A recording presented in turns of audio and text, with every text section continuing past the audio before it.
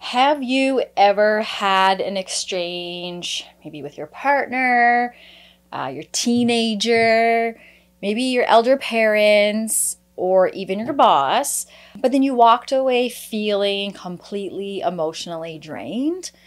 Like something heavy was handed to you that you didn't ask for, but you're carrying it anyway. Let's break down why that might be and what we can actually do about it.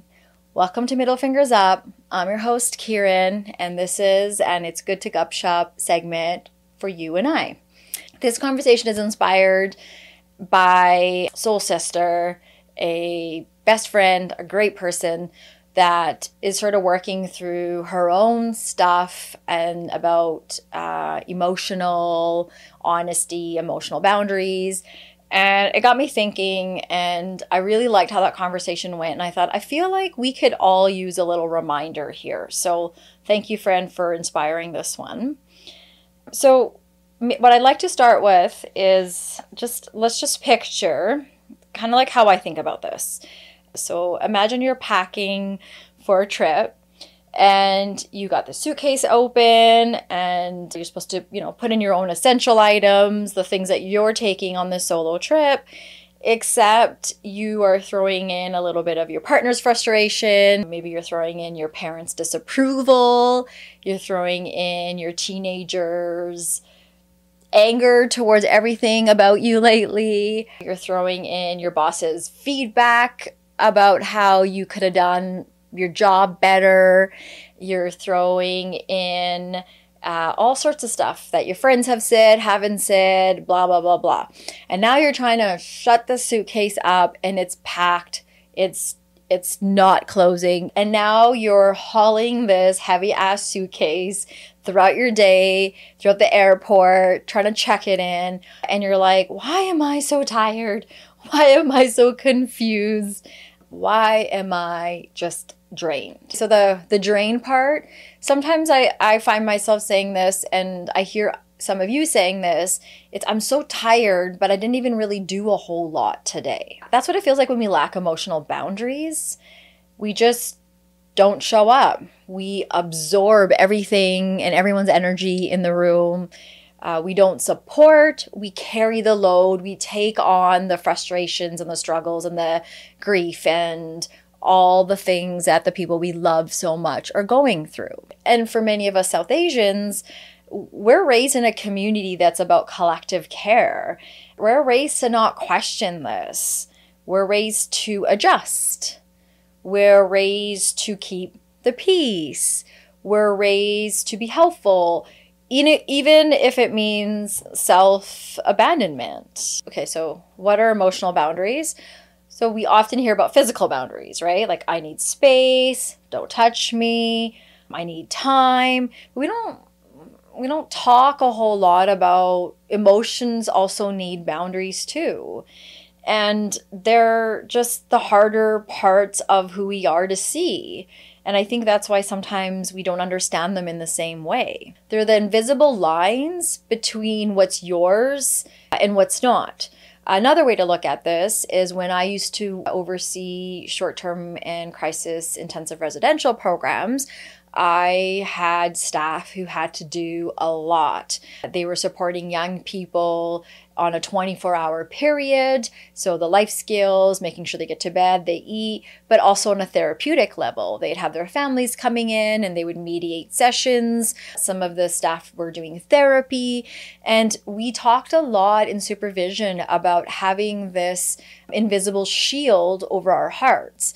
Because as care workers, if we came to work without that shield, we'd get lost in all of our clients' trauma, all the hardships, the really sad stories, it would be really, really difficult to leave our shift and then come back again and then again and again. So we had to learn how to put the shield over our heart so that we could show up and be present with empathy, with care, but not giving ourselves in a way that we couldn't get ourselves back. So it's learning where your emotions end and someone else's begin. In therapy, we sometimes learn about you're not responsible for other people's feelings. But that's so simple. It's so easy to hear, and it's hard to follow that. Especially in cultures where love often looks like sacrifice, silence, and survival. If love meant saying yes when you wanted to say no, if loyalty meant not questioning elders, then often guilt becomes our default.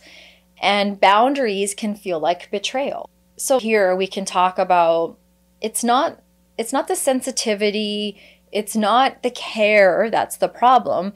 It's just the lack of filters that many of us weren't taught to put in place. As I had mentioned, the friend that inspired this, we were talking about how she's learning that she absorbs other people's feelings, and it gets to the point where it can be quite draining. And it doesn't mean she's weak. It doesn't mean she doesn't care. She cares too much.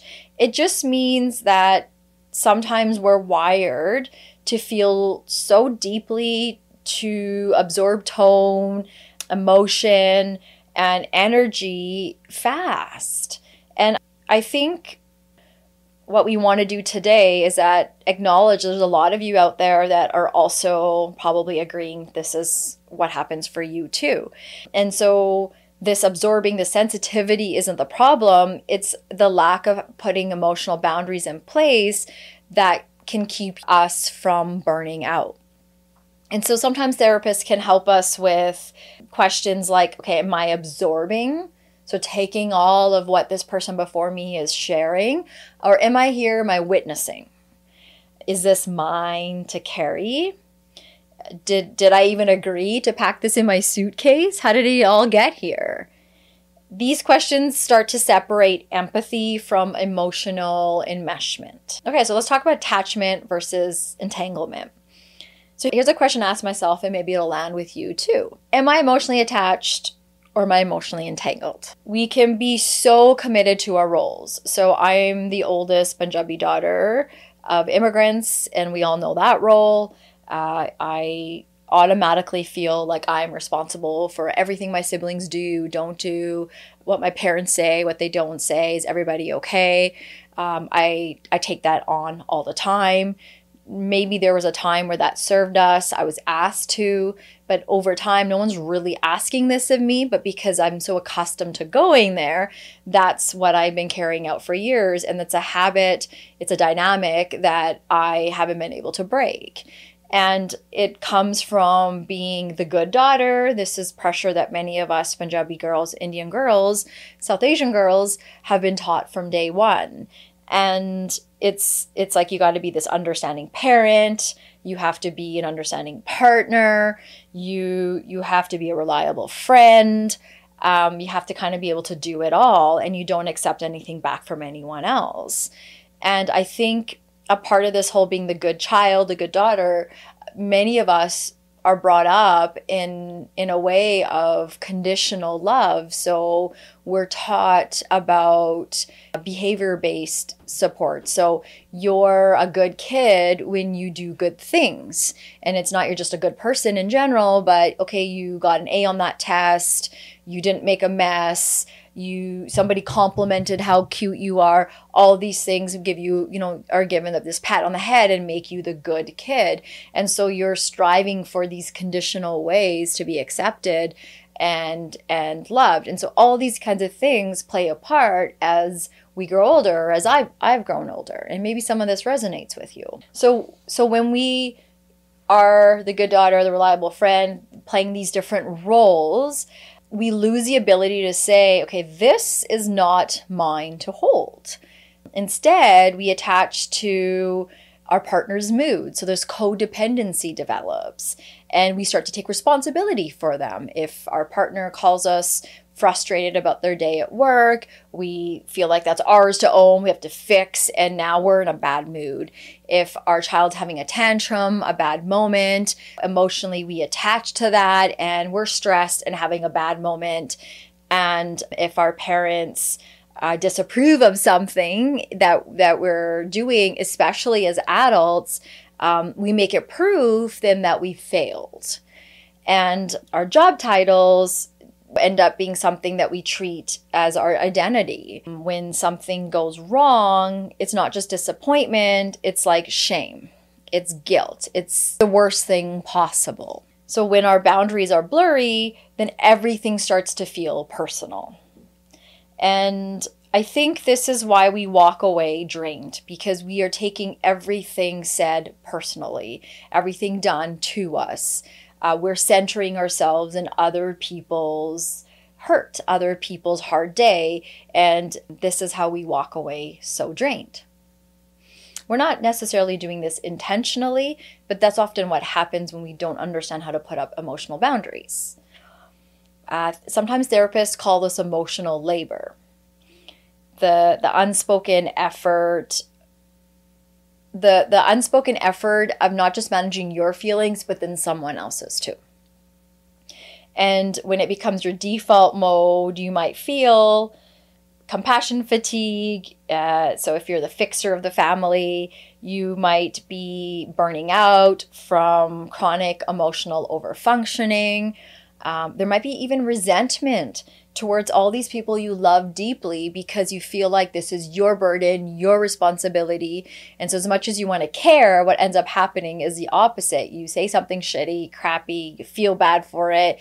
You're not there to give them what they need. So your kid's having a tantrum and it's like, shut up, versus trying to emotionally support them and provide them comfort while they're trying to regulate themselves.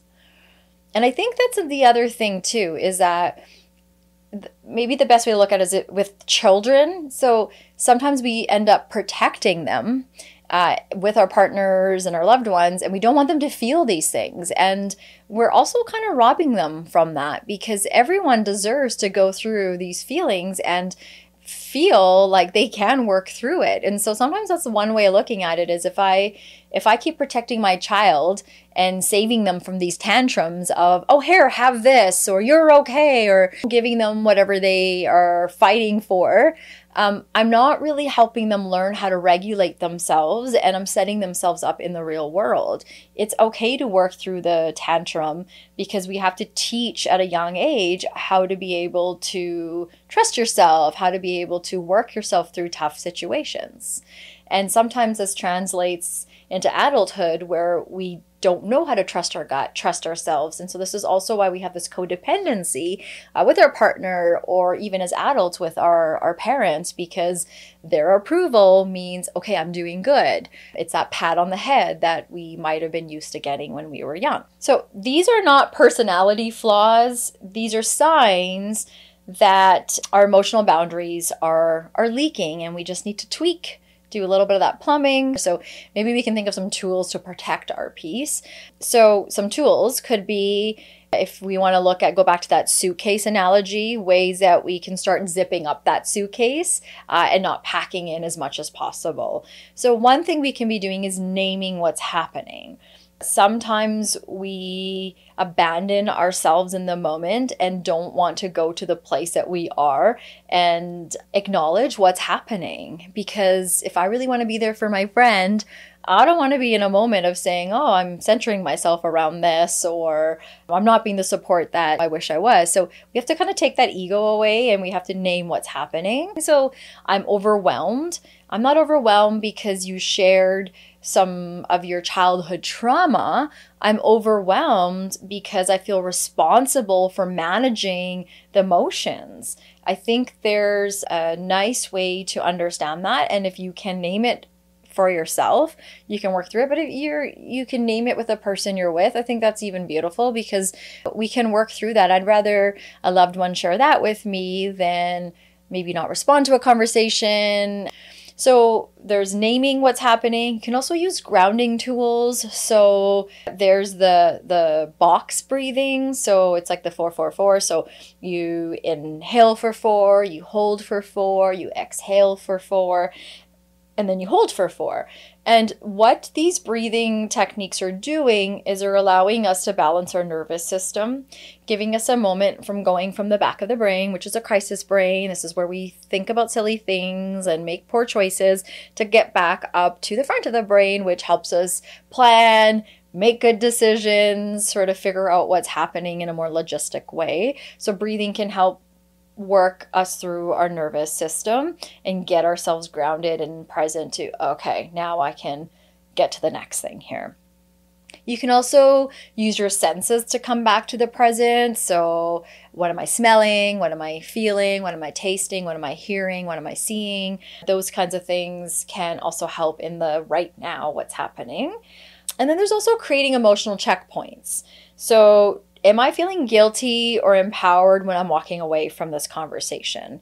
That can be really helpful. So guilt can be a signal, but it really should not be the guide. Also, we can script boundaries kindly. So I care about you, I want to be present, but I also need time to process. I'm here to listen, not to solve. A lot of times that's really all what the people around us want. And I think we struggle with emotional boundaries, or we really are absorbing people's energy. We lose sight of that. And again, we jump into the, I got to take care of this role. But many of us want a space to be heard, a sounding board, and not necessarily someone to tell us what to do. And to be honest, if the person before you is in crisis, they're not even at a place to be able to hear solutions or what, because they're at the back of the brain too. So I think sometimes that can be helpful too, is for me to meet the person I care about with where they're at, I gotta also be in check with where I'm at. Another thing we can do is build our inner observer. So sometimes in therapy, they teach us to build our inner wise self. And that's the part of us that can pause and ask, okay, is this reaction coming from the present or the past? That's a good telling place of, am I used to dynamics? This is how I used to observe my caregivers get into situations. These are things from my past and how I would handle things as the, again, roles that I've played as the oldest daughter. Right now, that's what's showing up maybe in a conversation between my partner and I, or with my kid and I. And so I have to understand how to provide empathy and support by being around for you without taking over and deciding how we need to dictate or deal with this situation. So for my South Asian listeners, just like me, you're probably hearing this little voice inside that's saying, okay, but this is all selfish. This won't work. What will people say? What if they think I don't care? Yeah, fair enough. Those are important things that we need to name and we need to work through. And sometimes that is our own fear. And that's something that's been embedded in us through generations. And I think when we're trying to break cycles, break barriers, it's okay to challenge those thoughts that show up in that way of, this isn't going to work. We can reframe them. Boundaries are not disrespect. Emotional separation is not emotional neglect. So when my child's having a tantrum, I'm not ignoring them, walking away from them, letting them endanger themselves. I'm present, I'm aware, I have my own emotions in check, I'm regulating myself so that I can best support them in regulating their emotions. There's a difference there, as you can see. Protecting your own energy, shielding your heart, neatly packing that suitcase so it's not overfull, all those things are not selfish at all. They're ways of not abandoning yourself. It's meeting yourself where you're at first. It's that whole put your own oxygen mask on before you put on someone else's. And so we have to gauge, where am I truly at? And maybe today's not the day to be able to have that kind of conversation. Now, I know that doesn't work if you have a dangerous situation or you have a child that is having a huge tantrum. And this is why it's so important to be on this and building this awareness for ourselves so that we know the difference between, okay, this is a safety issue and I got to step in and do something here, versus this is not a safety issue, this can wait. I want to say you can still love your community, you can still love your partner, you can still love your parents and say, I'm not emotionally available right now. That doesn't make you less caring. It makes you, to be honest, it makes you emotionally responsible. So the next time someone says, beta, just adjust, pause, take a breath, and ask yourself, what part of me is overfunctioning right now? Am I trying to rescue, over-explain, protect their needs before they even speak? You don't have to carry every emotion that walks in the room.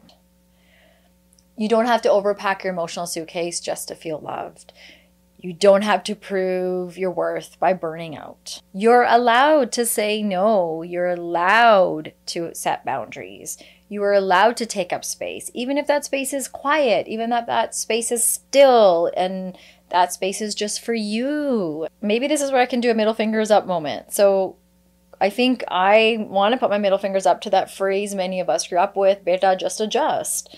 I think for too long we have been adjusting from children to adolescents to young adults to beyond, and smiling when we're uncomfortable, hugging unsafe community members, saying yes when we're screaming inside, making ourselves small so others can feel okay. And I don't think we have to fit that shrinking mold anymore. I think we can start to acknowledge and name it and start to address it. It's important that we start to choose clarity over guilt and making decisions because we feel guilt and shame. And to those people that love that, protecting your peace, unapologetically to protecting our peace. So middle fingers up to emotional martyrdom disguised as duty. We're done carrying what was never ours to begin with. This was Middle Fingers Up. I'm your host, Kieran. These conversations are door openers. Thank you for spending It's Good to Gupshup segment with me. If this conversation spoke to you, DM me, send it along someone else's way that maybe could use it. Remember, we're just scratching the surface. If you want to add to this conversation about building emotional boundaries, you have some depth, you have more you want to say, reach out because we want to continue having these conversations. Thank you so much, you guys. Talk to you soon.